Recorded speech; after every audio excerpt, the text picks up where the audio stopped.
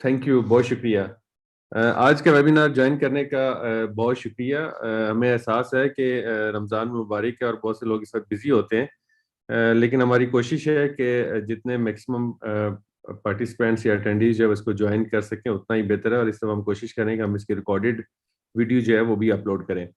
आज का हमारा टॉपिक बहुत ही इंटरेस्टिंग टॉपिक है, और इसका जो आपको जैसे नजर आ रहा है कि how businesses exploit their customers, marketing tactics, और कौन सी ऐसी टैक्टिक्स यूज करते हैं बिजनेसेस जिनसे कस्टमर्स को एक्सप्लॉइट किया जाता है। एक्सप्लॉइट थोड़ा सा हार्श वर्ड यहाँ पे यूज हुआ है, लेकिन हम इसको जब आगे जाके डिस्कस करेंगे कि कैसे जो है वो चीज परसुएट करते हैं बिजनेसेस अपने कस्टमर्स को कि वो ज़्यादा से ज़्यादा स्पेंडिंग कर सकें, तो आपको समझ आएगी कि हम असल में हमारा इस पूरी प्रेजेंटेशन का या पूरे वेबिनार का मकसद क्या है।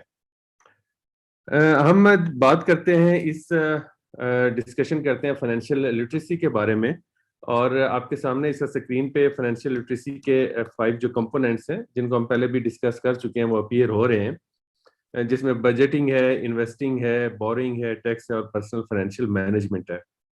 जो पहला बजटिंग है जिसमें हम इनकम और एक्सपेंसेस का से डील करते हैं इस कंपोनेंट में। तो बहुत से लोग ये कहते हैं कि यार हम कैसे फाइनेंशियल लिटरेट हों जबकि हमारे एक्सपेंसेस इतने हैं कि हमें सेविंग ही नहीं होती। सेविंग नहीं होती तो हम इन्वेस्ट नहीं कर सकते, और हम जो कुछ कमाते हैं उतना ही खर्च हो जाता है। उनको बताने के चंद लोग ये कहते हैं कि यार आप अपने एक्सपेंसेस को कंट्रोल करें, लेकिन अक्सर लोग ये सोचते हैं यार हम अपने एक्सपेंसेस को कैसे कंट्रोल करें कि हमारी सेविंग्स हो सके। और बहुत से लोग ऐसे हैं जो इसमें नाकाम रहते हैं अपने एक्सपेंसेस को कंट्रोल करने में। इसी से रिलेटेड हमारा ये वेबिनार है कि आप जब एक्सपेंस करने लगें तो आपने क्या चीज़ें देखनी है, कौन सी ऐसी मार्केटिंग टैक्टिक्स जो बिजनेसेस यूज कर रहे हैं उनको सामने रख के एक्सपेंस करना है कि कहीं आप जो है वो अपने बजट से बढ़ के एक्सपेंस तो नहीं कर रहे। अगर हम बात करें एक आम शख्स की, तो हम सब जो कस्टमर्स हैं जो बिजनेसमैन नहीं है, हम कोई ना कोई इनकम अर्न करते हैं, और उस इनकम में से हमारे कुछ एक्सपेंसेस होते हैं, और इनकम में से अगर एक्सपेंस को माइनस कर दिया जाए तो हमारे पास सेविंग्स बचती हैं, और ये वो सेविंग्स होती हैं जो हम इन्वेस्ट करते हैं, मतलब हम इन्वेस्टिंग में जाते हैं। अगर यहाँ पे सेविंग्स नहीं होंगी तो हम इन्वेस्ट नहीं कर सकेंगे, इन्वेस्ट नहीं कर सकेंगे तो हमारा रिटर्न नहीं आएगा, और जब हमारा रिटर्न नहीं आएगा तो हम जो है वो फाइनेंशियल इंडिपेंडेंस जो है वो अचीव नहीं कर सकेंगे और लाइफ अपनी टर्म्स पे नहीं जी सकेंगे। अब इस वक्त जो हमारा वेबिनार है वो इन एक्सपेंसेस पे डील कर रहा है। ज़ाहिर है हम तमाम चीज़ें आज के वेबिनार में डिस्कस नहीं करेंगे, और हम ये जो सीरीज वेबिनार्स की उनमें डिफरेंट सीरीज में जो है वो चीज़ें इनकम, एक्सपेंसेस, सेविंग्स को डिस्कस करते रहें, लेकिन करते रहेंगे। लेकिन आप देखें कि बिजनेसेस के लिए भी तकरीबन मिलता जुलता मॉडल है। वो सेल्स करते हैं, सेल्स में से एक्सपेंस माइनस होते हैं तो प्रॉफिट आ जाता है, और उस प्रॉफिट को वो फर्दर कहीं पे जाके इन्वेस्ट करते हैं, या जो बिजनेस के ओनर्स होते हैं या शेयर होल्डर्स होते हैं वो कंज्यूम करते हैं। अब थोड़ी सी एक बारीक चीज़ है, उसको ज़रा समझिएगा कि हमारे जो एक्सपेंस हैं वो बिजनेस की सेल्स है। जैसे अगर फर्ज करें आज मैं एक ईद के लिए शॉपिंग करता हूँ और एक सूट खरीदता हूँ, तो वो सूट मेरे लिए एक्सपेंस है खरीदना, लेकिन जो बिजनेस है उसके लिए वो सेल्स है। अब बिजनेस पूरी कोशिश कर रहा है कि उसकी सेल्स मैक्सिमम हो ताकि उसका प्रॉफिट मैक्सिमम हो। देखिए ना, बिजनेस की डेफिनेशन ये है कि वो एक्टिविटी जिससे प्रॉफिट जनरेट होता है। तो बिजनेस की पूरी कोशिश है कि उसकी सेल्स मैक्सिमाइज हो, एक्सपेंस जो है वो उसके अकॉर्डिंगली हो, उसके एडमिनिस्ट्रेटिव, फाइनेंशियल या जो भी एक्सपेंस है, मार्केटिंग एक्सपेंस, और उसके पास मैक्सिमम प्रॉफिट हो। जब वो ये कहता है कि मेरी सेल्स मैक्सिमम हो, तो इनडायरेक्टली या डायरेक्टली वो ये कहना चाहता है कि जो कस्टमर है वो ज़्यादा से ज़्यादा एक्सपेंस करें। ठीक है? तो वो हमें मुख्तलिफ मार्केटिंग टैक्टिक्स से या हमारी नीड को पैदा करके कि आपकी ये नीड है जो आपको पता नहीं है, वो हमें ज़्यादा से ज़्यादा एक्सपेंस करने पे उकसाता है ताकि अपना प्रॉफिट कमा सके। और जब हम ज़्यादा एक्सपेंस करते हैं तो हमारी बिल्कुल सेविंग्स नहीं होती और हम इन्वेस्टमेंट नहीं करते।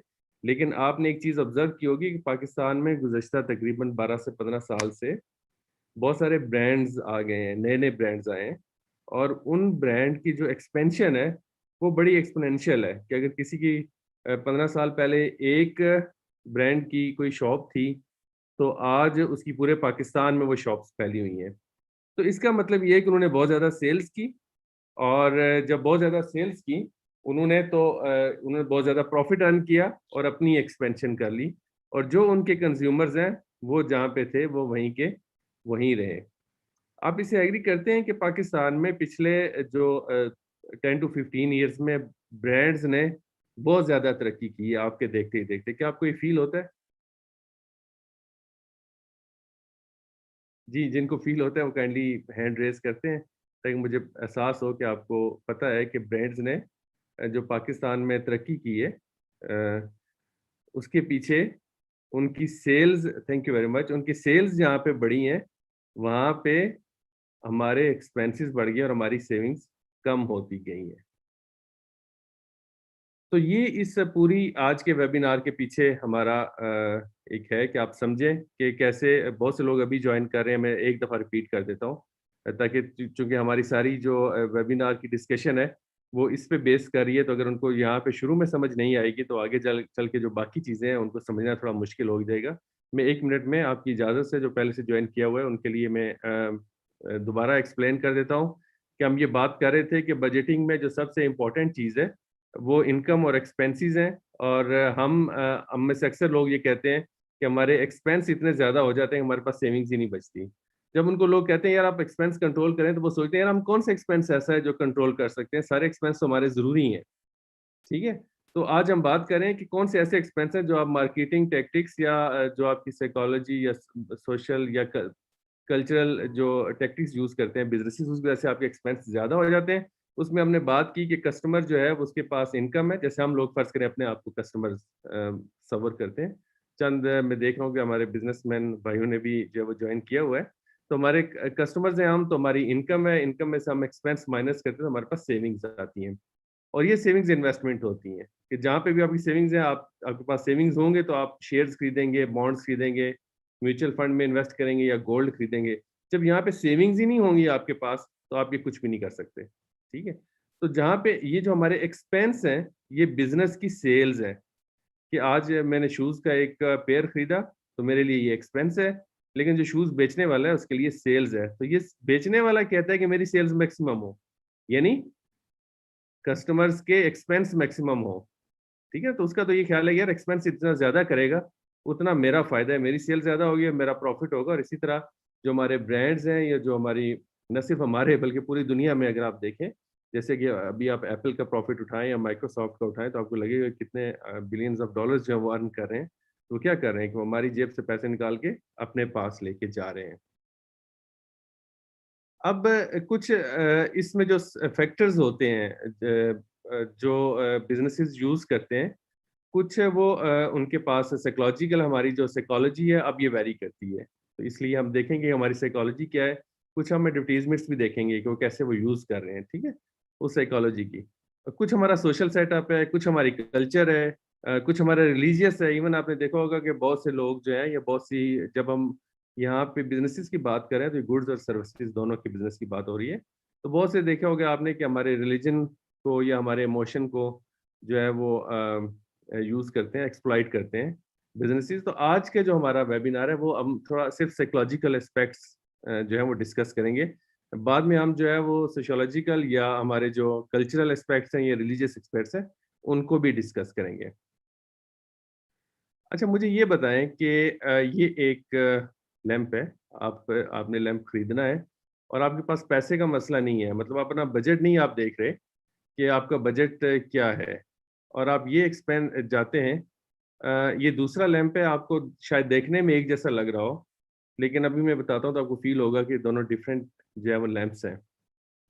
एक को हम लैंप ए कह लेते हैं और जो दूसरा लैंप है, उसको हम लैंप बी कह लेते हैं। अब अगर हम इनकी प्राइस देखें, तो एक 5200 का है और दूसरे की प्राइस जो है वो 8,900। तभी मैं आपको कह रहा था ये थोड़ा सा डिफरेंट है उससे लैम्प, ये शायद उन्होंने कोई डिफरेंट, अब हमें नहीं पता कि उन्होंने क्या इसमें मटेरियल यूज़ किया है या क्या किया है। आप शॉप पे जाते हैं और आपके पास ऑप्शन है, आपके पास पैसे का मसला नहीं है, आपको एक अच्छा लैंप चाहिए, आप चाहते हैं कि यार ड्यूरेबल हो लैंप, तो आप क्या प्रेफ़र करेंगे? लैंप ए खरीदना चाहेंगे या लैंप बी जो है वो खरीदना चाहेंगे? आप अपने चैट में काइंडली जो है वो टाइप करके भेजें, ताकि मुझे थोड़ा आइडिया हो कि ज़्यादा लोग जो है वो क्या देख रहे हैं।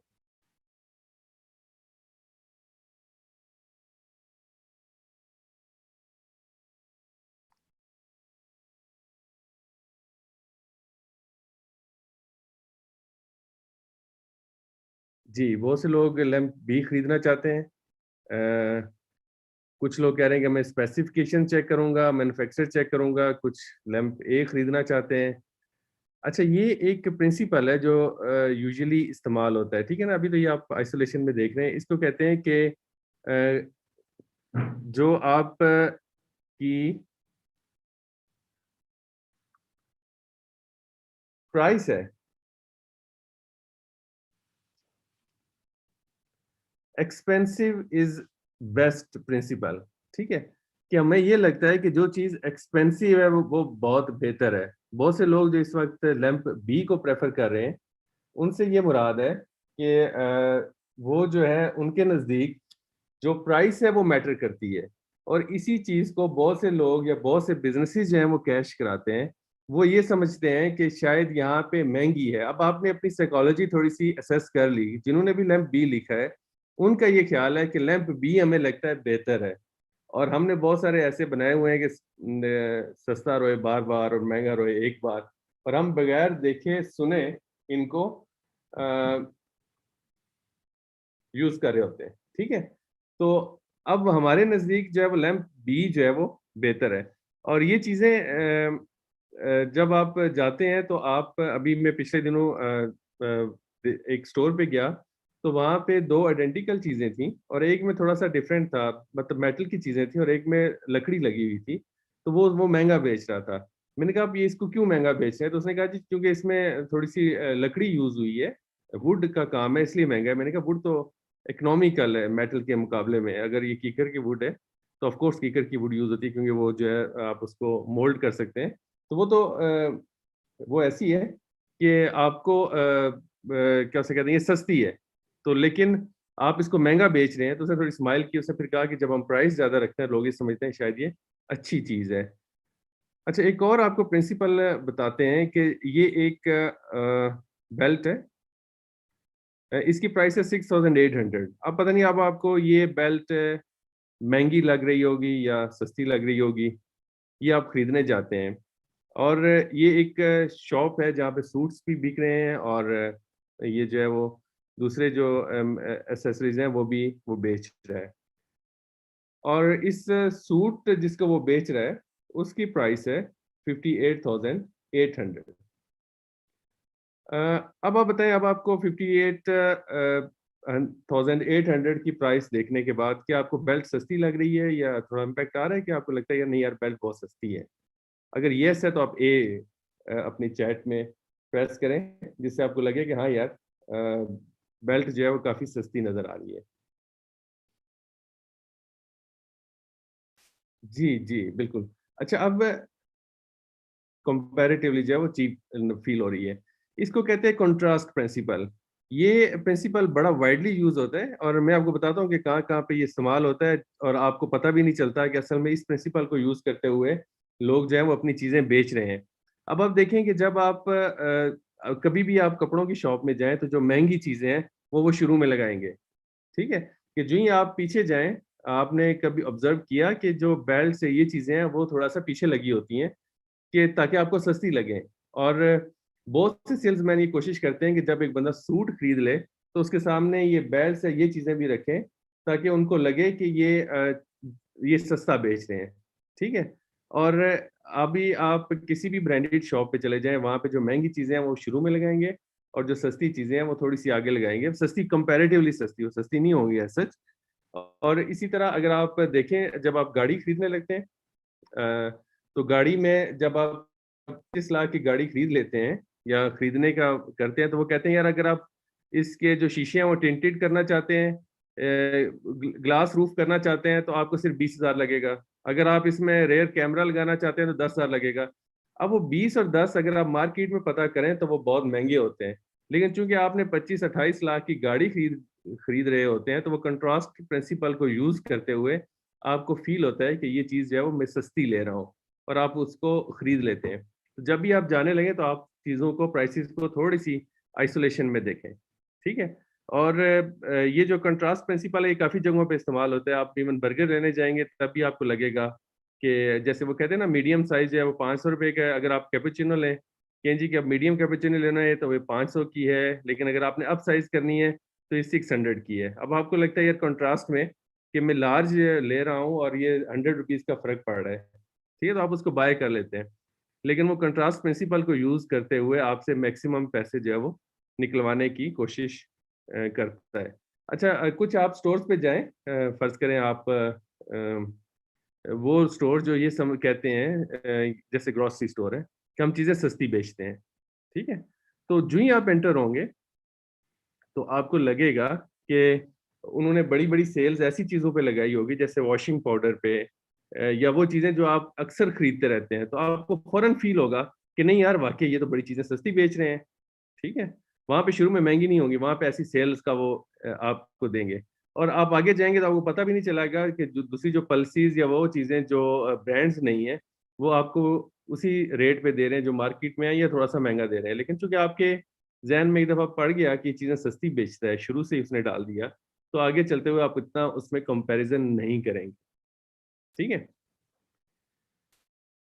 चलें एक और ये कंट्रास्ट प्रिंसिपल देखें कि Big Mac seems more like a medium, कि वो कंट्रास्ट में बताना चाहता है कि जो इनकी नई जो बर्गर किंग वाले कहते हैं, जो वोपर है हमारा वो बहुत बड़ा है, ठीक है ना? वो आपको कंट्रास्ट में ये बावर कराने की कोशिश कर रहे हैं। तो अपना बिग मैक जो है वो उसके सामने वो तस्वीर में छोटा-सा डाल रहे हैं कि बिग मैक आपको इसके मुकाबले में बहुत छोटा नज़र आएगा। अच्छा, अगली जो बात मैं आपको बताने जा रहा हूँ ये बहुत इम्पोर्टेंट है, और इसमें बहुत से लोग जो है वो मार्केटिंग टैक्टिक्स का शिकार हो जाते हैं। ये क्या है देखिए। कैसे चेक कर गैस कर तेरा भाई क्या खा रहा है। जैस और मैकडॉनल्ड्स की सुपर ऑफर आई है, सिर्फ 35 रुपए में 1 GB डेटा, 100 जैस मिनट्स और मैकडॉनल्ड्स पे डिस्काउंट। चिकन मैक और ड्रिंक सिर्फ 350 रुपए में। तू क्या खा रहा है और तू गुस्सा क्यों खा रहा है जानी? तू भी मिला ले, मूड बना ले, *631#, वरना तेरा भाई इधर अकेले अकेले ये डालेगा और तू घर पे। जैस सुपर ऑफर, मिलाओ खाओ बताओ, दुनिया को बताओ। जी, ये कौन-सा प्रिंसिपल है? इसको कहते हैं रेसिप्रोसिटी। ये इतना खतरनाक प्रिंसिपल है कि ये आपके सिर्फ यहाँ पे इस्तेमाल नहीं होता, मार्केटिंग में इस्तेमाल नहीं होता, ये आपकी पॉलिटिक्स में भी इस्तेमाल होता है। आपकी वैसी मतलब रोज़मर्रा ज़िंदगी में भी बहुत ज़्यादा इसको मिसयूज़ किया जाता है। प्रिंसिपल ये है कि एक मशहूर सोशियोलॉजिस्ट हैं, एल्विन गोल्डनर। इनका कहना है कि no human society that does not subscribe to the rule. ये ऐसा रूल है जिस में कोई ऐसी ह्यूमन सोसाइटी नहीं है जो इस रूल को रूल जिस पे इस पे अप्लाई ना होता हो, और इस ये रूल ऐसा है जिसमें आप ना भी नहीं कर सकते, ठीक है। आगे हम देखते हैं कि ये है कहाँ से निकला और कैसे चला कि एक मशहूर एंथ्रोपोलॉजिस्ट है रिचर्ड लीकी, और मतलब मैं इनका बड़ा फैन हूँ। इनका कहना है कि we are human because our ancestors learned to share their food and their skills in an honoured network of obligation, कि हम इसलिए ह्यूमन हैं इस वक्त क्योंकि हमारे एंसेस्टर्स जो है वो आपस में शेयर करते थे। और ये जो शेयरिंग है या जो आपको इसकी बेशुमार एग्जांपल्स हैं, और इसमें आप को पहले जो है वो कोई फ्री चीज़ ऑफ़र की जाती है और उसके बाद आप ना नहीं कर सकते वो चीज़ बाय करने में। आपने कभी ऑब्ज़र्व किया कि आपने देखा हो कि कुछ सेल्समैन या कुछ आप जाएँ ज्वेलरी में जाएँ या आप क्लॉथ शॉप में जो ही लोग वो कहते हैं यार चाय ले आओ या कोल्ड ड्रिंक ले आओ। क्या आपने कभी किया है? आप जरा यस प्रेस करें अगर आपने कभी ये ऑब्जर्व किया हो कि यार हाँ यार मुफ्त की चीज ले आओ यार, पहले पेप्सी ले आओ। या वो ये कहते हैं कि आप पहले जो है वो चाय ले आए फौरन जो ही कस्टमर आता है। यस तो आप काइंडली यस जी। जी थैंक यू। मतलब ज्यादा आपने आपने ऑब्जर्व किया है ये कि जब भी आपके पास ऐसे आते हैं तो वो फ्री ऑफर करता है, ठीक है। अब ये फ्री ऑफर मतलब इस पे बहुत ज्यादा रिसर्च है और इस पे हम एक वेबिनार पूरा रख सकते हैं कि कहाँ कहाँ पे आपको ऐसी ऑफर होती है और कहाँ कहाँ पे आप फिर एक्सप्लॉइट होते हैं मार्केटिंग टर्म्स में। अब ये जो फ्री ऑफर है ये सिर्फ यहाँ पे नहीं चलती। अब मैकडोनल्ड्स में जाते हैं वो कहते हैं हम बच्चों को आइसक्रीम फ्री ऑफर कर रहे हैं, ठीक है। ये कभी आप टेक अवे में जाएं और कोई खास ऑर्डर दें तो वो आपको कहेंगे हाँ जी हम ये आप ये चीज़ जो है वो आप फ्री ले लें। तो ये वहाँ पे फ्री चलती है। इसके अलावा अगर आप पॉलिटिक्स में जाएं तो अब एक पॉलिटिशियन ने गवर्नमेंट के पैसों से कि कहीं पे स्ट्रीट लाइट्स लगा दी तो हम मोबिलाइज हो जाते हैं कि अगली दफा हमने वोट इसको करना है, ठीक है। आपने देखा होगा ना। और ये सिर्फ यहाँ पे नहीं चलता, हमारे माइंड में मतलब ये कोई ऐसी नेगेटिव बात इसलिए नहीं है कि हमारे ये कहीं पे कंडीशनिंग हो चुकी है कि हमारे माइंड में अगर फर्ज किया किसी ने हमें बर्थडे पे गिफ्ट भेजा तो हम दोबारा उसको गिफ्ट भेजना जरूरी समझते हैं और हमें गिल्ट फील होता है कि अगर हम उसको गिफ्ट रेसिप्रोसिटी ना शो कर सके तो हमें बहुत गिल्ट फील होता है। इसी तरह अगर किसी ने हमें कोई अच्छा कमेंट किया और हम उसको कमेंट ना करें तो हमें गिल्ट फील होता है। मतलब कहीं पे ये है और इसको बिजनेसेस बहुत ज्यादा एक्सप्लॉइट करते हैं और हर लेवल पे करते हैं कि आप ये फ्री ले लें। जैसे अभी आपने एक ऐड देखा मैकडोनल्ड्स में कि आप अ, थोड़े से पैसों का एक बर्गर खा सकते हैं। अब आपको फ्री मिल रहा है लेकिन यकीन जाने कि उसके खाने के बाद आपने जरूर जो है वो उस कंपनी का लॉयल कस्टमर बनना है। और जहाँ पे हम ये बात करें एक चीज मैं ऐड करता चलूं कि ये बिजनेस एक्सप्लॉइटेशन या मार्केटिंग एक्सप्लॉइटेशन का ये मतलब नहीं है कि बिल्कुल ही नेगेटिव हम इसको समझें। नेगेटिव हमने अपने आप को देखना है कि हम सेविंग्स कर सकें। क्योंकि आप बिजनेस का ये जैसे जैज है उसने यू फोन के कस्टमर लेने, यू फोन ने जैज के लेने, ठीक है ना। तो ये उनकी अपनी टैक्टिक्स हैं कि वो कैसे अगर मुझे फ्रिज की जरूरत है तो अगर किसी की अच्छी एडवर्टीजमेंट है तो हो सकता है मैं उसकी फ्रिज ले लूँ। लेकिन मैंने ये देखना है कि मैं कोई चीज़ ऐसी महंगी ना ले लूँ या कोई चीज़ ऐसी ना ले लूँ जो मुझे ज़रूरत नहीं है, ठीक है। तो रूल ऑफ रेसिप्रोसिटी पे मेरा दिल चाहेगा, मैं सैपनी लर्निंग वालों को कहूँगा कि मुझे एक अलहदा से सेमिनार करने दें।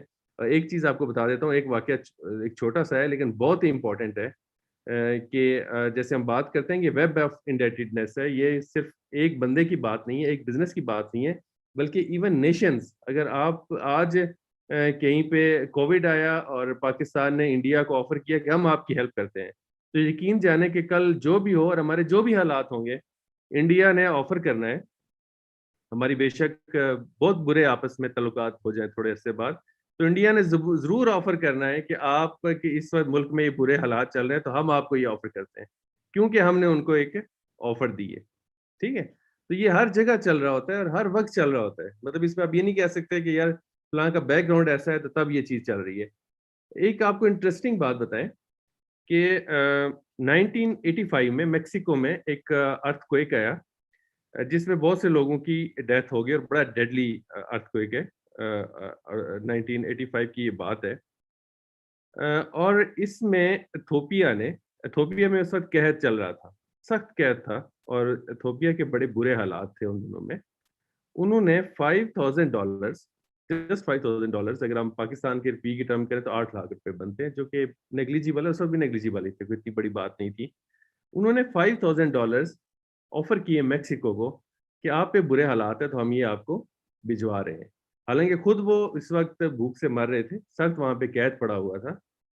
तो उन्होंने ऑफ़र किया और पहले लोगों ने समझा शायद यार ये कुछ ऐसा हो नहीं सकता इथोपिया किसी को इमदाद दे, बेशक कितने भी बुरे हालात हों, तो उसकी इमदाद देना नहीं बनती। और जब रिसर्च की गई है, जब उनसे पूछा गया यार आपने क्यों इनको इतनी ऑफ़र की जबकि आपको खुद पैसों की बड़ी सख्त ज़रूरत है, तो उन्होंने बताया कि 1935 में जब इटली ने इथोपिया को इन्वेड किया था, उस पे कब्ज़ा किया था, तो मेक्सिको ने इथोपिया की हेल्प की थी या मेक्सिको ने इथोपिया की साइड ली थी कि यार ऐसा नहीं करना चाहिए इटली को। तो अब जो 1935 में हम पे एक मेक्सिको ने एहसान किया था, वो अब हम 1985 में जाके उनको इस सूरत में लौटाना चाहते हैं कि हम खुद बेशक भूख से मर रहे हैं, लेकिन हम $5000 जो है वो उनको देना चाहते हैं। तो ये जो चीज़ें हैं जहाँ पे आपको सिर्फ रेसिप्रोसिटी में, आप कॉलेज में आप ये एथिकल है या अनएथिकल है, बाज़ कंपनीज़ का वो फ्री सैंपल्स देते हैं, टूथपेस्ट जो है वो फ्री सैंपल्स देते हैं और वो अपने जो है वो कंज्यूमर बेस बढ़ाते हैं कि अगर एक बंदे ने कुछ चीज़ फ्री ले ली, तो उसके बाद जो है वो ज़रूर उसको बाय करेगा। और ये ऐसी चीज़ है कि जो आप ना भी नहीं कर सकते, कि फ़र्ज़ करें आप किसी को फ्री ऑफ़र करते हैं तो वो ये भी नहीं कहता कि नहीं यार मैंने नहीं लेना, कह नहीं सकते ना, आपका ये सोशल स्ट्रक्चर ऐसा होता है। और ये ऑनलाइन, हाँ, ऑनलाइन बिज़नेसेस की हम साथ-साथ बात करते हैं, ऑनलाइन ये बहुत ज़्यादा चल रहा है। वो कह रहे हैं 1 मंथ फ्री और उसके बाद हम चार्ज करेंगे। और अक्सर ये एक स्टैटिस्टिक्स है कि जिसने फ्री यूज़ कर लिया, उसके बाद वो अभी उसके पास अगर पैसे नहीं है तो वो बाद में ज़रूर उसी कंपनी के पास आएगा जिसका उसने फ्री यूज़ किया हुआ है, ठीक है? तो ये रूल ऑफ रेसिप्रोसिटी से आपने हर मतलब किसी भी फ्री चीज़ पे आपने देखना है कि यार ये कहाँ पे जाके मुझे एक्सप्लॉइट कर सकता है, तो इसमें बचना है, अदरवाइज़ आपकी सेविंग्स जो है वो या जो आपके एक्सपेंसेस हैं वो हमेशा बढ़ते रहेंगे और आपको पता भी नहीं चलेगा कि मेरे एक्सपेंसेस क्यों बढ़ रहे हैं। अच्छा ये भी अच्छा ज़रूरी नहीं कि एक कोई सिंगल टैक्टिक यूज़ हो रही हो, 2-3 टैक्टिक्स मिल के यूज़ की जाती हैं हमेशा। अच्छा ये जो है एक हेलो इफ़ेक्ट है और हेलो इफ़ेक्ट भी बहुत इंटरेस्टिंग है और ये सिर्फ़ यहाँ पे यूज़ नहीं होता, बल्कि ये आपकी डेली लाइफ़ में भी यूज़ होता है। मैं बताता हूँ आपको कैसे यूज़ होता है और कैसे ये आपको एक्सप्लॉइट करता है। Halo effect, sometimes called the halo error, is the tendency for positive impression of a person, company, brand और product. मतलब किसी का भी पॉजिटिव हो सकता है, जरूरी नहीं किसी बंदे का ही हो। In one area to positively influence one's opinion और feelings in other area. अब इसकी मैं आपको एग्जांपल दूं, आगे मैं आपको एक ऐड भी दिखाता हूं इसमें कि फर्ज करें आपका एक टीचर है और टीचर आपको केमिस्ट्री पढ़ाता है, लेकिन बहुत अच्छी केमिस्ट्री पढ़ाता है, ठीक है जी। अब टीचर किसका है, केमिस्ट्री का है, तो वो केमिस्ट्री की कोई चीज़ आपको बता सकता है। लेकिन वो चूँकि उसका इतना पॉज़िटिव आप पे इम्पैक्ट है कि वो अगर कहता है कि यार मैं कैम्ब्रिज का सूट पहनता हूँ, तो आपने जाके उसको फ़ॉलो करते हुए कैम्ब्रिज का ही सूट लेना है। हालाँकि उसका उसमें कोई एक्सपीरियंस नहीं है। इसी तरह अगर आप फ़र्ज़ करें अच्छा आगे हम एक और एग्ज़ाम्पल देते हैं तो ये आपको ज़्यादा अच्छी तरह समझ आ जाएगा। इसी तरह आप देखें एक ब्रांड है एप्पल, ठीक है? और एप्पल किस चीज़ का ब्रांड अगर हम पूछें तो आप कहेंगे कि ये फ़ोन अच्छे बनाता है या ये जो कंप्यूटर्स हैं लैपटॉप है या नोटबुक्स हैं ये बहुत अच्छी बनाता है। लेकिन अगर एप्पल जो है, जैसे आज उसने एक नया लॉन्च किया है वो चलें खैर आप आज देख लेंगे। तो जिसकी उसकी स्पेशलिटी नहीं है, वो कहता है मैं ईयरफ़ोन मेरे बहुत अच्छे हैं, तो आप दौड़ के उनके महँगे अभी आप एप्पल का प्रॉफ़िट नेट प्रॉफ़िट मार्जिन देखें तो 20% प्लस है। ठीक है? इतना ज़्यादा वो प्रॉफ़िट अर्न कर रहे हैं, नेट प्रॉफ़िट सारे खर्चे निकाल के। तो वो आपको ईयरफ़ोन महँगा बेच रहा है। ठीक है? अब चूँकि आपको उस प्रोडक्ट का उसका आईफ़ोन अच्छा लगता है या उसका आप पे पॉज़िटिव इम्प्रेशन है, तो आप जाके आप सस्ते ईयरफ़ोन के होते हुए भी महँगा ईयरफ़ोन ले लेंगे। अपने एक्सपेंस आप बढ़ा लेंगे और फिर आप सोचेंगे कि मेरी सेविंग नहीं होती, मेरे एक्सपेंस इतने हैं ताकि मैं इन्वेस्ट कर सकूँ और मैं और ये फाइनेंशियली लिटरेट होने की एक बहुत बड़ी निशानी है। अब जैसे आप ये देखें ये शाहिद अफरीदी हैं। शाहिद अफरीदी क्या है? क्रिकेटर हैं। क्रिकेट बहुत अच्छा खेलते हैं या अच्छा खेल सकते हैं, ठीक है? लेकिन इनका च्युइंगम के बारे में शायद पता नहीं, जब ये छोटे थे तो उन्होंने कौन से च्युइंगम खाए या च्यू किए हैं या नहीं। लेकिन इन्होंने गिगली में जब आएँगे तो आपका चूँकि जिन लोगों को शायद अफरीदी अच्छे लगते हैं, वो क्या करेंगे कि हम ये गिगली खाते हैं, ठीक है? हालाँकि उनका कोई इसका कोई एक्सपीरियंस नहीं है। एक और इन्हीं का ऐड देखें कि ना सिर्फ़ ये बहुत से ऐड्स में आते हैं ये शाहिद अफरीदी और इसमें आप देखते हैं हैलो इफ़ेक्ट एक और चीज़ मैं आपको बताता हूँ। ये देखें, ये अब ये ऐड सुनें और फिर ऑब्ज़र्व करें कि ये क्या कह रहे हैं।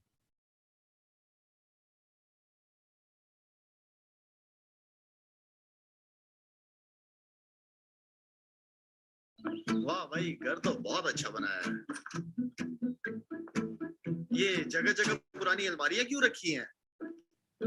लाला ये अलमारियां नहीं, रेफ्रिजरेटर्स हैं। पुराना पर रेफ्रिजरेटर्स का जमाना गया, अब तो नए मॉडल्स का दौर है जो इंटीरियर से मैच करते हैं। जर्मन कंप्रेसर, 10 वारंटी और जबरदस्त कूलिंग के साथ ओरिएंट लाया आपकी जरूरत के मुताबिक हर साइज के scratch the tempered glass refrigerators की खूबसूरत नई रेंज, जिसके अमेजिंग डिजाइन लगा देंगे आपके घर को चार चांद। जी, अब आप देखें कि वाह भाई, घर तो बहुत। अब आप देखें कि जो शायद अफरीदी थे उनकी स्पेशलिटी कुछ और है और वो कुछ और बेचने की कोशिश कर रहे हैं। इसी तरह एक और कॉन्सेप्ट है जिसे कहते हैं हम सोशल प्रूफ, और ये भी बहुत इंपॉर्टेंट है। सोशल प्रूफ ये कहता है कि social proof is a psychological phenomenon where people assume the actions of others in an attempt to reflect correct behavior for a given situation. buffer.com ये कहता है कि सोशल प्रूफ ये है कि अगर बहुत से लोग एक जैसा काम कर रहे हो तो हमें ये फील होता है कि ये काम सही है।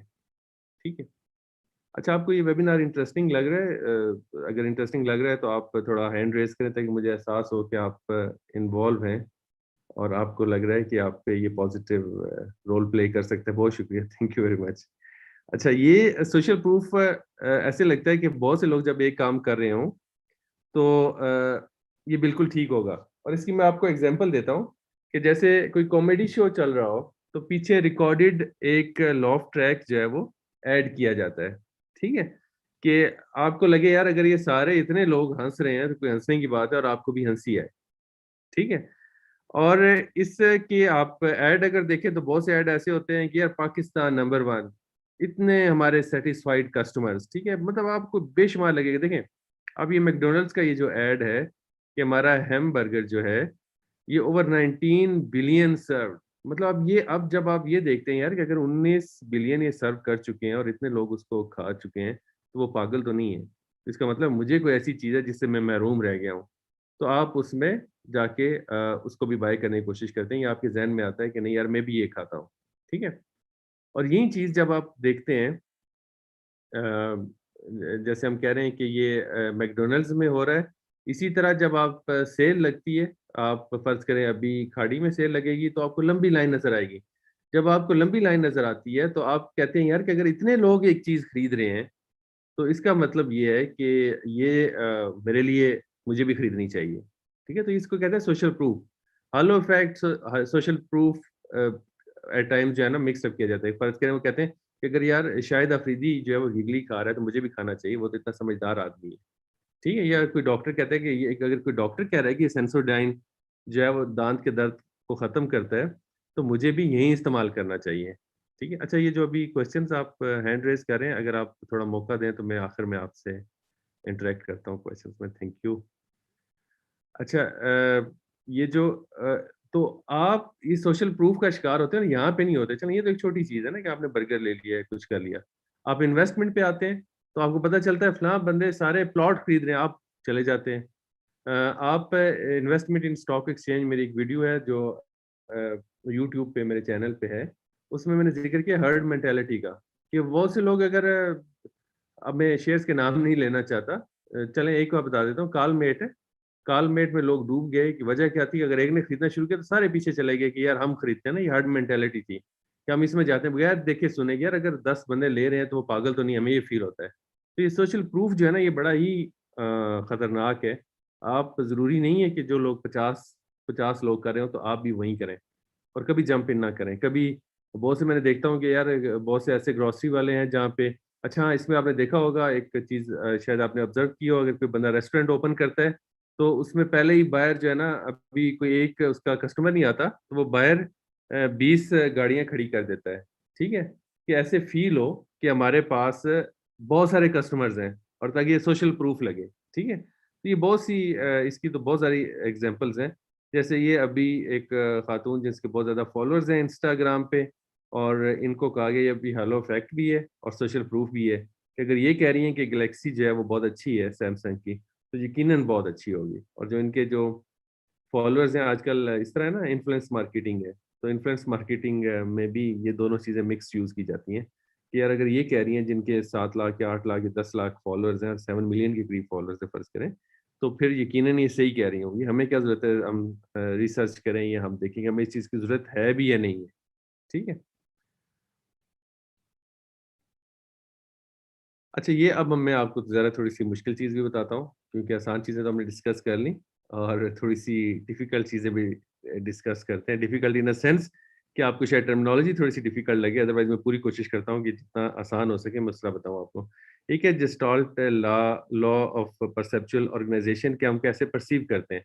इसके अंदर 5-6 डिफरेंट लॉज़ हैं, जैसे लॉ ऑफ सिमिलैरिटी है, ये इस तरह की चीज़ें हैं, ठीक है? तो ये एक जर्मन साइकोलॉजिस्ट हैं, the gestalt law describe how he interpret the complex world around us, ठीक है? तो इसमें जो चीज़ें हैं, वो ये हैं कि आप गेस्टाल्ट जो है वो कहता है कि हम कैसे प्रॉक्सिमिटी, इसमें एक रूल ऑफ प्रॉक्सिमिटी है, रूल ऑफ सिमिलैरिटी है। जैसे आपने देखा होगा कि हमें ये लगता है कि जो खाने वाली चीज़ें हैं, उसमें जो शॉप्स हैं, ये जो ब्रांड्स हैं, वो रेड या येलो कलर इस्तेमाल करते हैं, ठीक है? आप मैकडॉनल्ड्स पे जाएँ, तो आप बाहर रेड होगा, अंदर येलो होगा। केएफसी पे जाएँ, तो फिर आपको रेड डिज़ाइन नज़र आएगा। आप पिज़्ज़ा हट पे जाते हैं, तो दोबारा आपको रेड नज़र आता है, ठीक है? आप बाकी बेशुमार देख लें, आपको रेड और येलो नज़र आएगा। इसी तरह एजुकेशनल इंस्टीट्यूट जो हैं, वो ब्लू इस्तेमाल करते हैं, ठीक है? अब ये गेस्टाल्ट लॉ ये कहता है कि आप प्रॉक्सिमिटी या कलर स्कीम ऐसी डेवलप करते हैं जिससे लोग जो हैं वो अट्रैक्ट होते हैं और बगैर सोचे समझे जो है वो चीज़ की तरफ वो जाते हैं। अब प्रॉक्सिमिटी का मतलब ये भी है कि फ़र्ज़ करें अगर आप कोई किसी चीज़ को सॉलिड शो करना चाहते हैं तो उसके साथ आप एक अ, बड़ी माठी सी चीज़ रखेंगे तो वो चीज़ ज़्यादा सॉलिड नज़र आएगी। ये आप अभी आप शॉप पे जाएँ तो आपको खुद अच्छा हाँ, जैसे आप अगर जाते हैं अ, मुझे खुशी हो रही है कि हमारे एक इस वक़्त अटेंडी जो हैं, उनकी अपनी इलेक्ट्रॉनिक्स के एक बहुत बड़ा वेंचर है, तो वो चलाते हैं, तो वो उन्होंने भी जॉइन किया हुआ है। तो अगर आप इलेक्ट्रॉनिक्स की शॉप पे जाएँ, तो फ़र्ज़ करें अगर एलईडी टीवी है जिसकी बड़ी अच्छी एलईडी कह लें, टीवी तो ख़ैर नहीं उसे कहते, एलईडी है जिसकी बहुत अच्छी शार्प जो है वो लुक है। तो उसके साथ उन्होंने एक ऐसा लगाया होगा, एलसीडी लगाई होगी या कोई ऐसी चीज़ लगाई होगी जिसका बड़ा ही डल लुक होगी, ठीक है? तो आपको वो जो शार्प चीज़ है जिसको वो बेचना चाहता है बेसिकली, उसको वो ऐसे ज़ाहिर करेगा कि आपकी नज़र ही वहाँ पे जाएगी, ठीक है? तो ये गेस्टाल्ट प्रिंसिपल ये बड़ा ही जैसे आप यहाँ पे देखें, ये हैवा, अब आपको ये समझ नहीं आई, ये परसेप्शन से आप करते हैं कि वो आपको रिमाइंड करा रहा है और ऐसा रिमाइंड करा रहा है कि आपको भूलेगा नहीं कि आधा शो किया have a break, have a KitKat, ठीक है ना? तो अब ये किट कैट की एड है, लेकिन उसने Gestalt law of perceptual organisation को शो करते हुए आपके सामने ऐसे लगा, उसने आधा शो किया कि आपकी परसीव करने के में क्या मैसेज देना चाह रहा हूँ, ठीक है? तो इस के परसेप्शन से ये जो लॉ है ये अप्लाई करके आपको अट्रैक्ट किया जाता है और फिर अट्रैक्ट करके अपनी प्राइस पे चीज़ों को सेल किया जाता है। और यूँ जो आपकी हार्ड अर्न्ड मनी होती है, वो आपके बगैर सोचे-समझे या आपको ज़्यादा सोचे आप सोचते भी नहीं और किसी ऐसे बिज़नेसमैन के पास चली जाती है जो पहले ही से ही बिलियनेयर है और वो एक्सपेंशन करी जा रहा है अपने बिज़नेस में और आप, हम और वो लोग जो कंज़्यूमर्स हैं, वो वहीं के वहीं खड़े रहे हैं। एक और चीज़ मैं ऐड कर दूँ यहाँ पे कि आप कॉन्ट्रैक्ट लॉ पढ़ें पाकिस्तान का 1876 का या कोई भी आप ऐसा करें जहाँ पे बायर की बात हो रही है या कंज़्यूमर की बात हो रही है, तो वो शुरू ही इससे होता है कि कंज़्यूमर बहुत रैशनल है। ठीक है, बायर जो है वो बहुत इरेशनल है, वो सोच समझ के फैसला करता है। इसलिए अब जब कॉन्ट्रैक्ट लॉ अप्लाई होने लगे तो हमने पहले अज़्यूम कर लिया कि उसने किसी मार्केटिंग में उसमें नहीं आके नहीं किया, उसका बड़ा रैशनल डिसीजन है, ठीक है? लेकिन जब हम देखते हैं, जब हम ऑब्ज़र्व करते हैं तो हमें पता चलता है कि यार नहीं, बायर जो होता है, ये जो हम लोग हैं वो इमोशनल है। हम अपने इमोशंस पे बात करते हैं, हम अपनी साइकोलॉजी से बात करते हैं, हम अपने सोशल सेटअप को देखते हुए बात कर रहे होते हैं, ठीक है? तो वो जो लॉ है वो पूरे का पूरा हमारे पॉइंट ऑफ व्यू से रिडंडेंट हो जाता है। हमें इसमें कोई नेगेटिव बात करना यहाँ पे अच्छी नहीं लगती, लेकिन मुझे ऐसे लगता है कि चूँकि लॉ बनाने वाले या उस तरह के लोग भी सारे बिज़नेस वाले होते हैं, तो उनका पहले ये असम्पशन ही पहले यही है कि कंज़्यूमर बहुत रैशनल है, ठीक है? अगर उसने गाड़ी खरीदी है तो उसने बड़ा देख के खरीदी होगी। हालाँकि उसे क्या पता कि गाड़ी में अगर रेड कलर की गाड़ी है, अगर वो कहता है कि यार मैं अपनी देखें एक और बड़ी इस्तेमाल होती है, अब देखें बातों में से काफ़ी बातें निकलती जाएँगी और मैं कोशिश करूँगा कि इसको रैप अप करूँ कि जैसे एक रिसर्च है कि अगर आप गाड़ी की सेफ्टी फीचर को नुमायाँ करना चाहते हैं, आपकी गाड़ी की सेफ्टी फीचर्स बहुत अच्छे हैं, तो आप गाड़ी का जो ऐड बनाएँ, उसके पीछे अगर आप आग या कोई ऐसी चीज़ जलाते हैं, तो लोगों का ज़हन फ़ौरन उसकी सेफ्टी फीचर की तरफ जाता है। और आप उस पे सेल कर सकते हैं यार ये सेफ्टी फीचर्स का बहुत अच्छा है, ठीक है। अगर गाड़ी की ड्यूरेबिलिटी ज्यादा अच्छी है तो आप वहाँ पे कुछ एनिमल्स रखें तो वो ड्यूरेबल चूज, मतलब ऐसे बहुत सी चीजें हैं। तो अब आप देखें बेसिकली उसने आपकी या हमारी साइकोलॉजी को एक्सप्लॉइट किया, हमारे इमोशंस को एक्सप्लॉइट किया।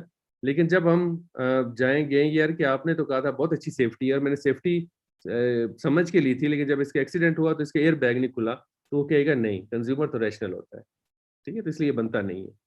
तो ये ऐसे चीजें जो है वो चलती हैं। एक दो और रूल्स करते हैं और उसके बाद फिर मैं आपसे एक डिस्कस करता हूँ कि फ्यूचर में हमारा क्या प्लान है। अच्छा, लॉ ऑफ स्कैरसिटी ये भी इंसान के अंदर बिल्ट इन है कहीं पे, ये पता नहीं कैसे आया। मुझे तो लगता है कि ऐसे लगता है कि शायद हमारी चीज़ें बहुत ही कम रिसोर्सेज रहे हैं इंसान के पास, और अभी थोड़ा अर्सा पहले से ही हमें ये भूख और वो ख़त्म हुई है। अदरवाइज़ किसी न किसी मतलब इस 50 साल पहले तक दुनिया के किसी न किसी हिस्से में ज़रूर कैद पड़ा होता था। अभी हमने ज़रूरत की चीज़ें पूरी की हैं तो, लेकिन वो हमारे अंदर जो है वो इनबिल्ट हो चुका है कि the idea of potential loss, इसको आप थोड़ा समझेंगे तो आपको ज़्यादा इसको एन्जॉय करेंगे। The idea of potential loss plays a large role in human decision making. In fact, people seem to be more motivated by the thought of losing something than by thought of gaining something of equal value. कि हम कोई चीज loose कर रहे हो तो हमें ज्यादा हम ज्यादा उसकी तरफ अट्रैक्ट होते हैं। अब हम आगे देखते हैं कि कैसे वो आपको कहता है, जिसे इसे लॉस एवर्जन कहते हैं, ठीक है। अगर आज आप कहें कि चीनी जो है वो नहीं, पता नहीं आपको सिर्फ एक बैग मिलेगा अगले 3 दिनों में, उसके बाद हमारी सप्लाई बहाल हो जाएगी, तो आपको शुगर की जरूरत नहीं भी होगी, क्योंकि आपको लगता है कि इसकी स्कैरसिटी आ गई है, तो आप लोग जो है ना वो लाइनें लगा देंगे शुगर स्टोर के सामने। इसी तरह अगर आप कहेंगे आपने चलें आप इसमें कहें कि आपने कभी किसी सेल्समैन को देखा कि उसने बात की होगी कि ये बस ही आप मेरे पास आए हैं, ये कपड़ों का जोड़ा मेरे पास आखिरी रह गया है, अब आप देख लें ये आखिरी पड़ा हुआ है, इसके बाद आपको नहीं मिलना, ठीक है। तो स्कैरसिटी आपकी कहता है कि हमारे पास काफी सारे आए थे, खत्म हो गए, अब आखिरी रह गए। कभी आपने ये सुनी है बात? अगर सुनी है तो बताएं चैट बॉक्स में, या रेज हैंड कर दें कि यार ये बस आखिरी रह गया, अब आपके पास नहीं मिलना। तो वो क्या कह रहा होता है, आपकी स्कैरसिटी को कह रहा होता है कि यार ये जो है ना बस खत्म होने वाला है, और आप समझते हैं पता नहीं खत्म हो गया तो फिर पता नहीं कब मिलना है और कब नहीं मिलना, हो सकता है आपको जरूरत भी ना हो लेकिन आप खरीद लेते हैं, ठीक है। इसी तरह आप जाते हैं और वो कहते हैं कि लिमिटेड मॉडल्स हैं, आगे हम ऐड देखते हैं फिर आपको पता चलता है। और ये इंसान के अंदर है, इस पर भी बहुत ज्यादा रिसर्च है कि इंसान इसमें कैसे बिहेव करता है कि जब उसे पता चलता है ये आखिरी चीज़ है तो वो दौड़ के जाता है और खरीदता है, पता नहीं उसकी जरूरत होती है या नहीं होती। इसमें हम 3 इस वक्त करते हैं, उसके बाद हम इसमें पूरा एक वेबिनार अलहदा कर सकते हैं। एक होती है लिमिटेड नंबर ऑफर, एक होती है डेडलाइन टैक्टिक इस्तेमाल की जाती है, और एक बॉयलर रूम ऑपरेशन है। बॉयलर रूम ऑपरेशन आप जरा गौर से सुनिएगा, क्योंकि जब आपकी सेविंग्स हो जाएंगी और आप इन्वेस्टमेंट करेंगे तो मेरी ये ख्वाहिश है कि आप इतने फाइनेंशियल लिटरेट हों कि आप जो है वो इस तरह के स्कैम्स से भी बच सकें। ये काफ़ी सारे स्कैम्स होते हैं, अमेरिका में बहुत होता है, पाकिस्तान में भी होते हैं, ठीक है। लिमिटेड नंबर ऑफर, आप एक ज़रा ऐड देखें, थोड़ा-सा 1 मिनट के करीब का है शायद। तो ये क्या कहना चाह रहा है कि कितनी महँगी वॉच है, और आखिर में जो आप है तो ये फ्रेंच में, लेकिन आखिर में जब आप देखिएगा ये क्या आपको इस ऐड में किस तरह ये अपने कस्टमर को अट्रैक्ट कर रहा है।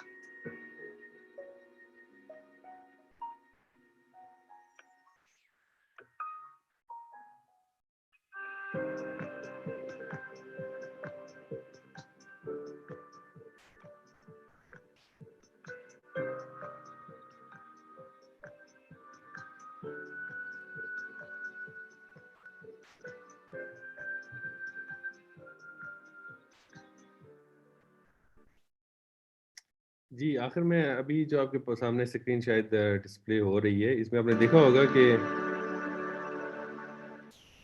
कि सिर्फ 7 पीसीज हैं जी हमारे पास जो हमने बनाई है। मतलब इतनी ये स्कैर्सिटी है इस प्रोडक्ट की कि आपके पास सिर्फ 7 पीसीज हैं अगर आप खरीदना चाहते हैं। अच्छा, कुछ हम जब इन्वेस्टमेंट की बात करेंगे, इन्वेस्टिंग एक्टिविटीज़ की, तो उसमें हम देखेंगे कि चंद वॉचेज होती हैं वो अपनी वैल्यू स्टोर करती हैं, चंद रोलेक्स के चंद मॉडल्स हैं।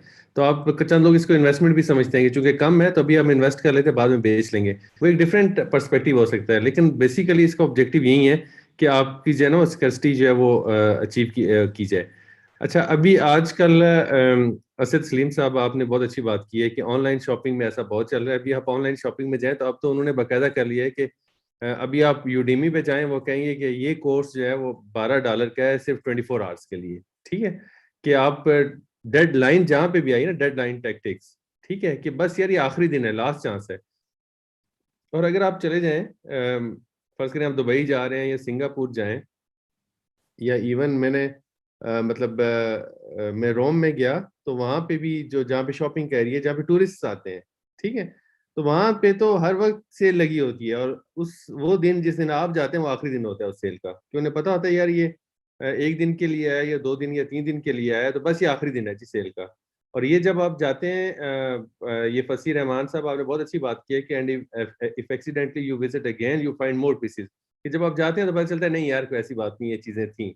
और वैसे भी हमें इसमें जाना नहीं चाहिए यार, आखिरी जाएगी तो खैर है, हमें कोई जरूरत नहीं है। अब अगर आप थोड़ा सा समझा लेंगे अपने आप को और अपनी फैमिली को, तो आपको फील होगा कि यार ऐसे ही जो है ना ये मार्केटिंग टेक्टिक्स से हमारी चीजें जो निकलवाना चाहते हैं। एक आप ये देख लें, बॉयलर रूम ऑपरेशन, ये बहुत ही खतरनाक होता है, और स्पेशली इन्वेस्टमेंट जब आप करने चाहते हैं तो इससे आपने बच के रहना है। और जिन लोगों ने इन्वेस्टमेंट की है वो आप मुझसे शेयर भी कीजिएगा मैसेज करके चैट में कि क्या आपको ऐसा कभी लगा है या नहीं लगा। इसे कहते हैं the aim is to get someone to want to buy quickly without thinking too much about it. ये कोटेशन है जनाब अमेरिकन अटॉर्नी जनरल है साहब का, उनकी, कि बगैर सोचे समझे किसी को ये कहना कि यार तुम चीज खरीद लो। ठीक है, ये चीजें ज्यादातर इन्वेस्टमेंट में आप जाते हैं ना तो वो कहता है यार ये प्लॉट जो आप खरीदना चाह रहे हैं ये बस बिकने वाला है, एक और गाहक लग रहा है। अगर आप 2 घंटों में बताते हैं, यस करते हैं तो ठीक है, अदरवाइज ये बड़ा मुश्किल हो जाएगा। ठीक है, तो आप समझते हैं पता नहीं यार ये निकल गया तो क्या हो जाएगा, ये जानबूझ के आपको स्कैर्सिटी जो है वो की जाती है। इसी तरह अगर आप फर्ज करें, ये यहाँ पे नहीं है, आप कोई नोटबुक खरीदने जा रहे हैं, वो कहता है यार एक ये तो बस सिंगल पीस है, और एक बंदा आया था वो देख के गया, वो अगली शॉप से होके आ रहा है, अगर आपने अभी खरीदना है तो अभी आप कर लें। ठीक है,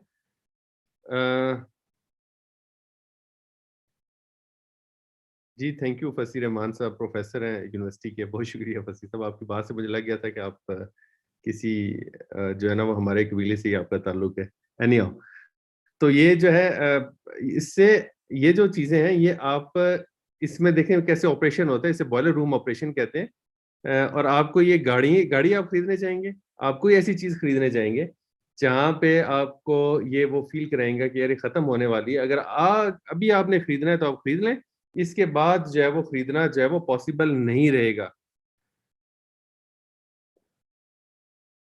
अच्छा, ये जो है इसके 3 स्टेप्स है। ओपनिंग कॉल है कि आप को पहले ओपनिंग कॉल दी जाती है, स्पेशली जब आप स्टॉक से इन्वेस्ट करने लगे, और आप जरूर इन्वेस्ट कीजिएगा, तो मैं आपको बताऊंगा आपने इससे कैसे बचना है। ठीक है, और no longer possible to invest, कि अभी आप इन्वेस्ट कर लें, अदरवाइज उसके बाद ये इन्वेस्टमेंट की दूसरी कॉल ये होती है कि दूसरी कॉल ये कहते हैं कि यार ये चीज़ एक आई है मेरे पास, एक इन्वेस्टमेंट अपॉर्चुनिटी, आप इन्वेस्ट कर लें।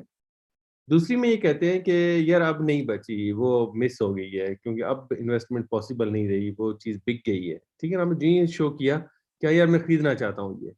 ठीक है, जैसे आप जाते हैं, कहते हैं आपको एक फर्ज करें 2015 मॉडल की एक GLI पसंद आई, और आपने कहा यार कि ये मैं खरीदना चाहता हूँ। ठीक है, तो वो आपको कहेगा यार मेरे पास 2015 की GLI, मतलब आपने कहा कि मैं 2015 GLI मुझे चाहिए, तो आपको कॉल करेगा कि 2015 की GLI जो है वो एक मेरे पास अवेलेबल है और बहुत अच्छी कंडीशन में और बहुत अच्छी है। ठीक है, आप फौरन जब थोड़ा सा हाँ करेंगे तो दूसरी सी कॉल आ गई, सॉरी वो तो बिक गई है। अब आपको फील होगा ओहो मैंने बड़ी अपॉर्चुनिटी मिस कर दी।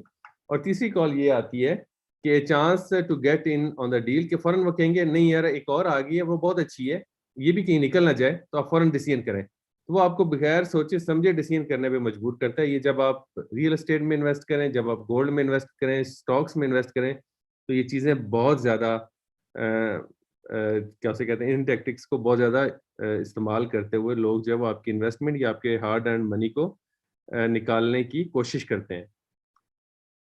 अच्छा, कुछ ज़ाहिर है हमारे पास टाइम कम था और ये भी हमारा काफ़ी लंबा जो है वेबिनार गया है, लेकिन हम इसी कंटिन्यूटी में और भी करना चाहते हैं वेबिनार, क्योंकि मुझे ये फ़ील होता है कि जब तक हमें एक्सपेंस करने की हैबिट पता नहीं होगी, तो हम ये सोचेंगे हमारे पास एक्सपेंस हमारा बचता कुछ नहीं है, तो हम फाइनेंशियली लिटरेट कैसे हो सकते हैं, ठीक है?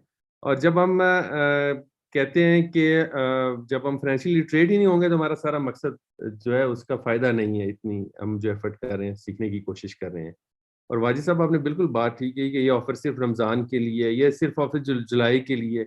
ये आजकल ऑनलाइन में बहुत ज़्यादा आपको यूज़ होता है, और ऑनलाइन में जब कुकीज़ इस्तेमाल करते हैं, तो वो देख रहा होता है कि वो वापस आप आ रहे हैं, वो वही बंदा वापस आ रहा है या कोई और आ रहा है, ठीक है? तो ये भी हो सकता है कि आपको पहली दफ़ा जब आप जाएँ, इसे कहते हैं एड रीटारगेटिंग, एक कांसेप्ट है, वो भी देख लीजिएगा।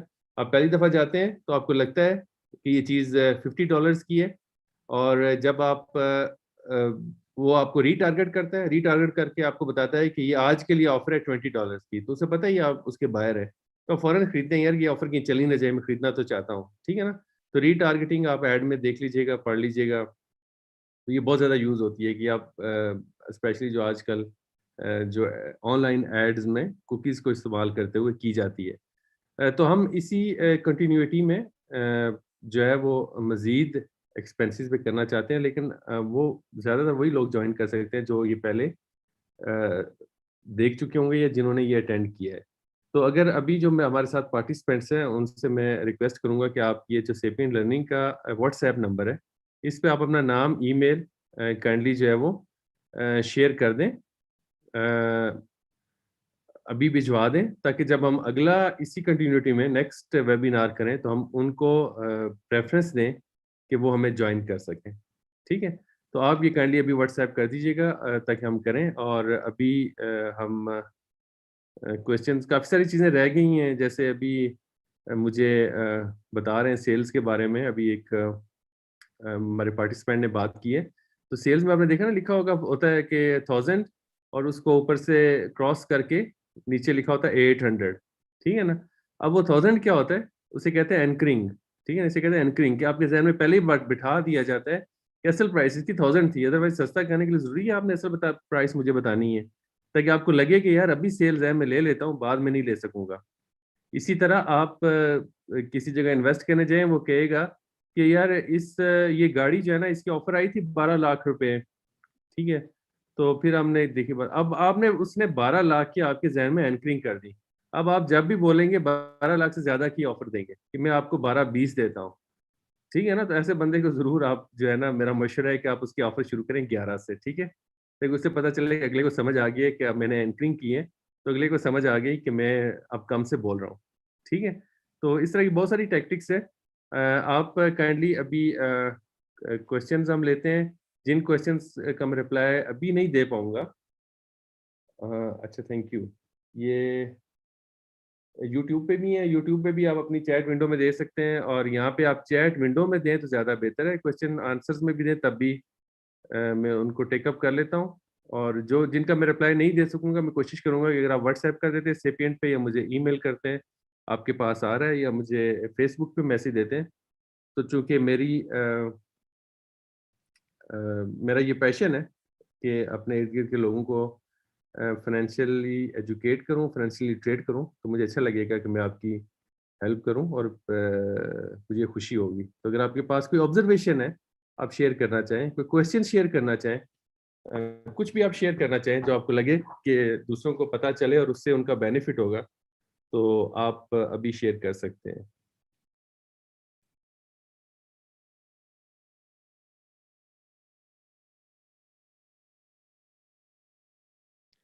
अच्छा, डिजिटल और क्रिप्टो करेंसी, ठीक है, इस पे वेबिनार करते हैं। क्रिप्टो करेंसी, वाजिद खान साहब, thank you very much.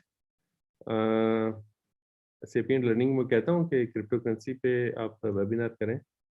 Crypto currency हाँ, अभी ज़्यादा हमारा टॉपिक नहीं है, अदरवाइज़ हम बिटकॉइन पे या यहाँ पे जो फ्रॉड हो रहे हैं, जैसे वन कॉइन में फ्रॉड हुआ है।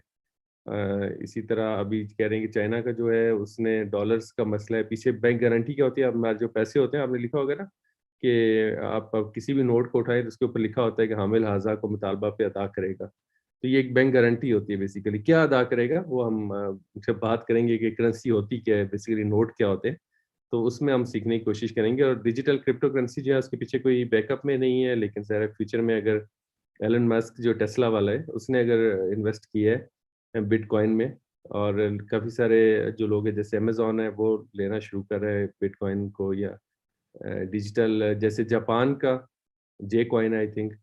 तो अगर इंडिया देख रहा है और हमारा इवन स्टेट बैंक देख रहा है तो इसका मतलब है कि ये हकीकत है। आ जाएगी, वैसे भी पेपरलेस हो चुकी है काफ़ी ज़्यादा चीज़ें। तो इंशाल्लाह हम डिजिटल और क्रिप्टो करेंसी पे भी कोई सेमिनार करेंगे।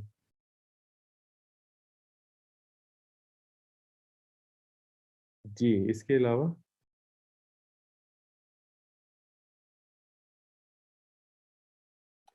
जी, असद महमूद साहब, आप यूट्यूब पे आपकी ऑब्ज़र्वेशन बिल्कुल बड़ी पर्टिनेंट है कि ये रियल एस्टेट में ज़्यादा मैनिपुलेशन होती है। उसकी रीज़न ये है कि पाकिस्तान में जो इन्वेस्टमेंट जब अपॉर्च्युनिटीज़ की हम बात कर रहे हैं तो बहुत से लोग यही समझते हैं कि ये सिर्फ़ रियल एस्टेट की बात हो रही है। तो जब हम रियल एस्टेट की बात करते हैं, तो फिर वहाँ पे मैनिपुलेशन ज़रा ज़्यादा होगी जहाँ पे इन्वेस्टमेंट ज़्यादा आ रही है। तो यहाँ पे बहुत ज़्यादा होती है, फॉर्म सेल करने के लिए वो ऐसे सोशल प्रूफ के लिए बड़े बहुत से अपने लोग खड़े करते हैं, तो लोग लाइन में लग जाते हैं फॉर्म्स लेने के लिए। इसी तरह जो है वो ये बस लास्ट चांस है, इसके बाद हम बुकिंग बंद कर रहे हैं। एक प्लॉट नहीं बिका होता, वो कहते हैं यार यहाँ ये तो सारे बिक चुके हैं, अब आप इस सेक्टर में ले जाएँ। इसी तरह जब आप जाएँगे किसी भी जो मल्टी स्टोरी बिल्डिंग में खरीदने के लिए, तो पहले आपको ग्राउंड फ्लोर नहीं मिलेगा। वो कहेंगे ग्राउंड फ्लोर बिक चुके हैं जी। 3 फ्लोर हमारे बिक चुके हैं, अब चौथे 5वें से, क्योंकि अगर वो पहले 3 बेच दे तो चौथा 5वां नहीं बिकता। तो वो चौथे 5वें से आपको शुरू करेगा और आपको कंपेल करेगा आप 4th 5th या ऊपर वाले फ्लोर्स पे लें। पाकिस्तान में स्पेशली, बाहर में तो ज़रा ऊपर वाले फ्लोर ज़्यादा बेहतर समझे जाते हैं, लेकिन पाकिस्तान में जो है वो थोड़ा-सा डिफरेंट है। तो इस तरह चलता है। मुबशिर साहब, thank you, share some online websites and resources to analyse stock before buying specifically for Pakistani market. अच्छा, ठीक है।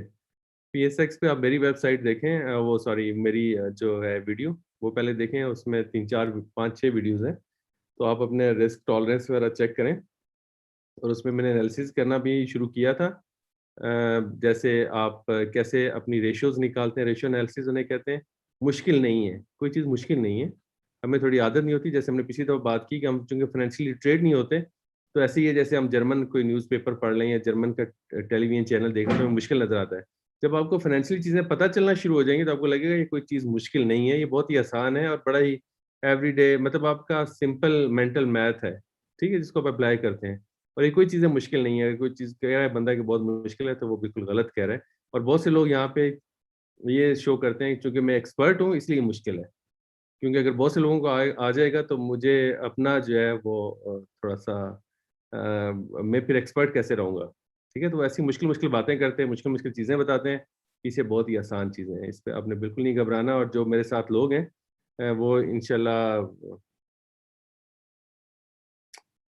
हाँ, तो हाँ साहब, आपने ठीक कहा कि शॉपिंग उस लिस्ट के मुताबिक करें जो आप साथ लेके गए हों। अच्छा, इसमें बहुत से बायर्स होते हैं, उन्हें कहते हैं इम्पल्सिव बायर्स, ठीक है? तो आपने ऑब्ज़र्व किया होगा कि जो ही आप चेकआउट करने लगते हैं या आप जाते हैं पेमेंट के लिए, तो उसके साथ एक पड़े होते हैं काफ़ी सारे चॉकलेट्स और इस तरह की चीज़ें, टॉफ़ीज़ और ये वो। वो चीज़ें ऐसी होती हैं कि वो वैसे भी चूँकि जो स्वीट्स हैं उसकी तरफ इंक्लिनेशन है ह्यूमन माइंड की, तो वो बंदे ना चाहते हुए भी वो चीज़ें खरीद लेते हैं। आपने ऑब्ज़र्व किया होगा कि अक्सर अक्सर स्टोर्स में, बल्कि 100% स्टोर्स में, जो ही आप पेमेंट की तरफ जाते हैं, तो पेमेंट काउंटर के साथ जो है वो चॉकलेट्स और ऐसी चीज़ें पड़ी होती हैं, और वो जो इम्पल्सिव बायर होते हैं, अगर आप इम्पल्सिव हैं तो आप बेशक लिस्ट बना के लेके जाएँ, उससे कोई फ़र्क नहीं पड़ेगा, आप चीज़ें उठा लेंगे वैसे ही, और फिर आप उसको यूज़ करेंगे और पता चलेगा यार मैं ऐसे ही लेके आ गया हूँ, ठीक है? तो वो इम्पल्सिव बायर्स के लिए बड़ी अच्छी अट्रैक्शन होती है कि वहाँ पे आके कोई ना कोई चीज़ उठा लेते हैं। और आप ऑब्ज़र्व कीजिएगा, आप अच्छा ये सारे सुनने का मकसद ये भी है कि आप जब आप ऑब्ज़र्व करेंगे आप जब ऑब्जर्व करेंगे तो फिर आपको ज़्यादा एंजॉय भी करेंगे कि देखें ये कैसी टेक्निक यूज़ हो रही है। वाजिद साहब, हाँ जी, आप एफबीआर से हैं, आपसे मेरा राय, बिल्कुल आप डायरेक्टर नहीं बन सकते किसी भी कंपनी में। आप डायरेक्टर नहीं बन सकते, लेकिन आप शेयर्स खरीद सकते हैं किसी भी कंपनी के जिसके डायरेक्ट आपसे कोई इंटरेक्शन नहीं है। जैसे भी मैं कंपनीज डील कर रहा हूँ, काफ़ी सारी पब्लिक लिमिटेड कंपनीज, तो उसमें मैं शेयर खरीदूंगा तो डेफिनेटली वो कन्फ्लिक्ट ऑफ इंटरेस्ट है और मुझे खरीदने भी नहीं चाहिए अगर मुझे उनके ज़्यादा पता है कि क्या हो रहा है इनका। लेकिन इसके अलावा मैं शेयर्स खरीद सकता हूँ, कोई ऐसी बात नहीं, इन्वेस्टमेंट आप कर सकते हैं। और हाँ, डायरेक्टर आप नहीं बन सकते, एक्टिव बिजनेस नहीं कर सकते अगर आप गवर्नमेंट सर्वेंट हैं।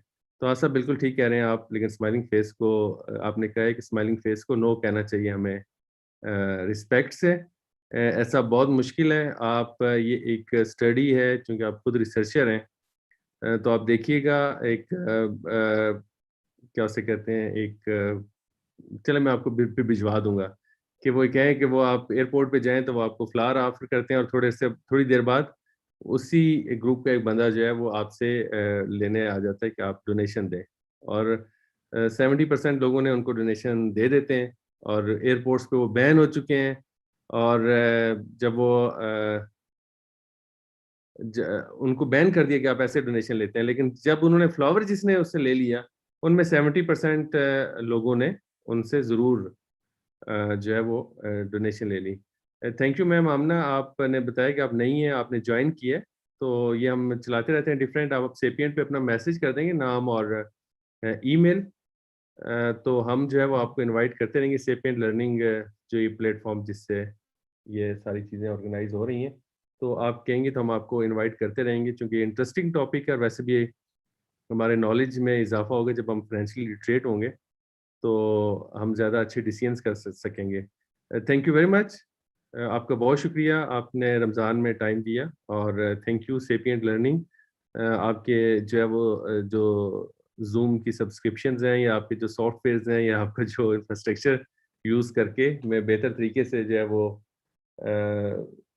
लोगों से इंटरेक्ट कर सकता हूँ। बहुत शुक्रिया। और सेपिएंट लर्निंग कुछ और भी वेबिनार्स करा रहे हैं जो डिफरेंट हैं। तो आप अगर उनके व्हाट्सएप पे करेंगे तो ज़रा आपको फिर भेजते रहेंगे। और इसी तरह अगर कुछ चीज़ जो है वो फ्री में नॉलेज नॉलेज का इजाफा हो रहा है तो मुझे लगता है कि बहुत मैटर करता है। और आपकी जो मेंटल ग्रोथ है उसके लिए बहुत ज़रूरी है कि हम कुछ ना कुछ लर्न करते रहें। अगर हम लर्न नहीं करेंगे और जब कुछ लर्न करेंगे तो फिर दूसरों को भी सिखाएँ। ठीक है? बहुत शुक्रिया। Thank you once again. और थैंक यू वेरी मच। बहुत शुक्रिया।